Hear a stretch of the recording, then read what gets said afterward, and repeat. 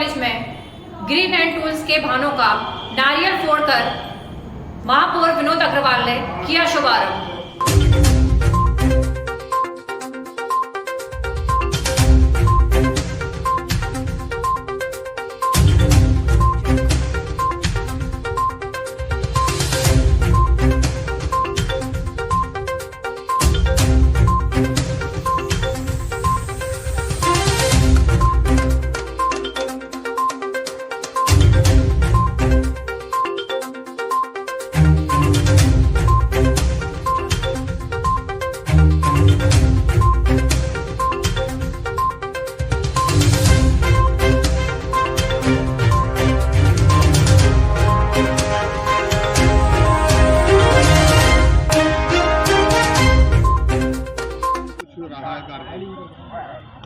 Door to door को कूड़ा collection के लिए हमने एक टेंडर किया है जो कि क्वांटिटी बेस पर आधारित है और हमारा इस टेंडर के माध्यम से लक्ष्य ये है कि जो हमारे नगर निगम के अंदरूनी क्षेत्रों में सफाई की कमी रहती थी, क्योंकि हमारे पास गाड़ियों की कमी थी, लगभग 1 से 20 गाड़ियाँ हमारे पास थी डोर टू डोर कूड़ा कलेक्शन की। संसाधनों की कमी के चलते और क्योंकि यहाँ देश विदेश से करोड़ों श्रद्धालु आते हैं और जब उनका फीडबैक यहाँ को लेकर ज़्यादा उत्कृष्ट नहीं होता है तो हमें उस बात की तकलीफ भी रहती है, चुनती भी है। और इसके समाधान के लिए हमने एक टेंडर नेचर ग्रीन कंपनी को ऑनलाइन के माध्यम से पूरे फुल कंपटीशन के माध्यम से किया और लगभग 16 से 22 रुपये प्रति टन इसका चार्ज है। जितना कूड़ा वह उठाएंगे उसका उनको पेमेंट किया जाएगा और जितने संसाधन हमें चाहिए वह संसाधन वह लगाएंगे। और इसके अलावा उसकी मॉनिटरिंग के लिए भी 2 लेयर की शायद उन्होंने व्यवस्था की है और 2 लेयर की मॉनिटरिंग हमारे नगर निगम के द्वारा की जाएगी कि कहीं कोई अनियमितता ना हो। उसके बारकोड आदि सभी प्रकार की, जैसा कि आपने उनके प्रेजेंटेशन में भी बताया कि किस प्रकार से बारकोड हर एक प्रत्येक घर पर लगाए जाएंगे और जब कूड़ा वहाँ से उठ जाएगा तो उसका कलर चेंज हो जाएगा। इस प्रकार की एक व्यवस्था, यदि कहीं किसी हाउस होल्ड से कूड़ा नहीं उठाए और उसने कंप्लेंट की तो उसके आसपास जो भी गाड़ी होगी वह वहाँ पहुँचेगी और उस कूड़े को उठाएगी। और उठाने के पश्चात जो हमारा डंपिंग स्टेशन है नगला कोलू पर वहाँ उसको पहुँचाया जाएगा। वहाँ प्रोसेस है पूरा STP का, सॉलिड वेस्ट ट्रीटमेंट प्लांट हमारे लगे हुए हैं। लगभग अभी तक हमारे यहाँ जो कूड़ा कलेक्शन होता है वो 200 टन होता है, लेकिन जो कूड़ा कलेक्शन वास्तव में कूड़ा हमारे यहाँ निकलता है वो मानकों के अनुसार 350 टन होना चाहिए। तो वह जो कूड़ा कलेक्शन इस कंपनी के द्वारा पूरा उठाया जाएगा।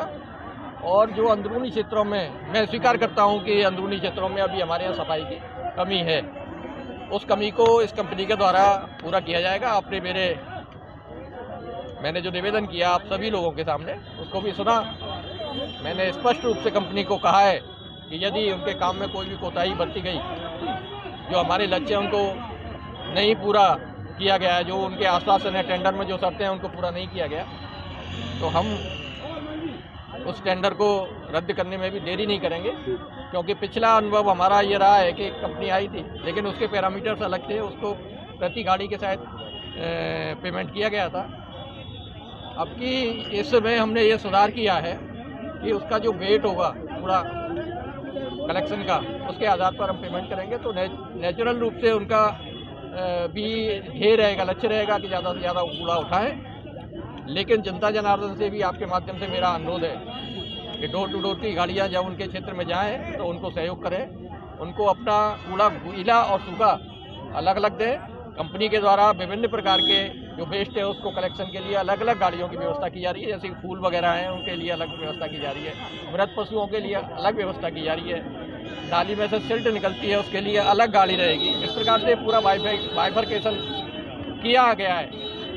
लेकिन अनुभव के आधार पर हम इसकी समीक्षा करेंगे कि क्या रहता है। लेकिन मेरा आपके माध्यम से सभी जनता जनार्दन से अनुरोध है कि वह सहयोग दें, कूड़ा कलेक्शन का चार्ज वो है कंपनी को दें, क्योंकि इन सारी व्यवस्थाओं में अंततः धन तो खर्च होता ही है संसाधनों को इकट्ठा करने में, तो वह अपना यूजर चार्ज अवश्य दें। और कूड़ा भी जो वेस्ट उनके यहाँ निकलता है कूड़ा कलेक्शन की गाड़ियों को ही दें, सड़क पर न पटके, क्योंकि उससे दो समस्याओं का, एक तो हमारे आसपास गंदगी नहीं दिखाई देती, दूसरा बंदरों की जो समस्या है कूड़ा जो गंदगी रहती है उसके कारण बंदरों की समस्या भी उसी से जुड़ी हुई है। मैं ठाकुर बांके बिहारी जी से और भगवान श्री कृष्ण से जैसे प्रार्थना करता हूँ, निवेदन करता हूँ कि हमें इस अपने लक्ष्य में सफल होने का वह आशीर्वाद दें, जिससे कि हम अपने मथुरा वृंदावन नगर निगम को सबसे स्वच्छ नगर निगम में देख सकें। सर, आज एक नगर निगम के द्वारा कार्यक्रम आयोजित किया गया है। यहाँ साफ सफाई को लेकर जो गाड़ियों की बढ़ोतरी है वो भी देखी गई, और क्या कुछ है पूरी जानकारी? देखिए, पूरे नगर निगम मथुरा वृंदावन में सफाई को लेकर के हमने नया एक व्यवस्था लागू की गई है, जिसके अंतर्गत एक कंपनी के माध्यम से नगर निगम पूरे शहर में सफाई कराएगा, जिसमें पर टनेज बेसिस जितना कूड़ा वो कलेक्ट करेंगे उतना उनको निगम की ओर से फंड दिया जाएगा, जिसमें सारी गाड़ियां, उनका ईंधन, सारी व्यवस्था सब कंपनी को करनी होगी। सारी गाड़ियों पे जीपीएस होगा, जीपीएस हर गली तक जाए इसकी व्यवस्था की गई है, और बीट मैप बनाए गए हैं और पूरा मॉनिटरिंग इस प्रकार से की गई है। और एक सिटीजन्स ऐप भी जल्दी लॉन्च किया जाएगा, जिसमें ऐप के माध्यम से लोग शिकायत भी कर सकते हैं और बेहतर सर्विसेज भी पा सकते हैं।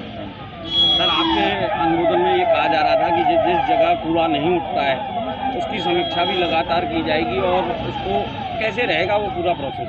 देखिए, चूँकि जो पेमेंट है वो कूड़ा कितना लाया जाएगा उसके आधार पे किया जाएगा, तो बीट बनाने के बाद हम लोग हर जगह पर ये इंश्योर करेंगे कि आखिरी घर तक कूड़ा उठे और आखिरी घर तक हमारी गाड़ी पहुंचे, तो ये सारी व्यवस्थाएं इसके अंतर्गत की जा रही हैं। सर, यहाँ कहीं ना कहीं जो है ये भी देखने को मिलता है कि कुंज गलियाँ हैं जहाँ तक गाड़ियाँ नहीं पहुँच पाती हैं, उनकी व्यवस्था किस तरीके से की गई है? देखिए, बड़ी गाड़ियाँ जो ऑटो टिपर्स हैं वो कॉलोनीज़ वगैरह सड़कों के लिए, बाकी जहाँ गाड़ियाँ नहीं पहुँच पाती वहाँ के लिए छोटे ई रिक्शाज, ई व्हीकल्स, साथ ही उसमें हाथ धकेल, ये सारी चीज़ें भी इसी टेंडर के अंदर सम्मिलित हैं।